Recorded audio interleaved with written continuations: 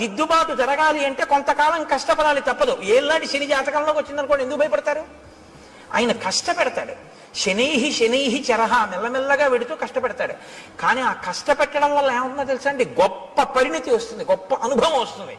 తరువాతి కాలంలో ఆయన కీర్తికి కారణమవుతుంది. అందుకే ఏలినాటి శని ఎప్పుడూ దూషించకూడదు. మీరు ఆయన్ని నమస్కారం చేసి ప్రార్థన చేస్తే ఆయన దాన్ని ఇంకొకలా మారుస్తాడు. ప్రతిరోజు తిరగవలసిన దాన్ని గుడి చుట్టూ తిరగడంగా మారుస్తాడు భక్తి ఇచ్చి. కాబట్టి ఇప్పుడు శాపానుగ్రహం ఎందుకు ఇస్తారు? మార్పు తీసుకురావడం కోసం ఇస్తారు. వెంటనే తనకు అర్థమైంది, అయ్య బాబోయ్ ఇలా ఉండడమా? పడ్డాడు మహర్షి కాళ్ళ మీద. ఇప్పుడు పడన్నాడు, ఇప్పుడు నాకు ఈ శాప విమోచనం అని అడిగాడు.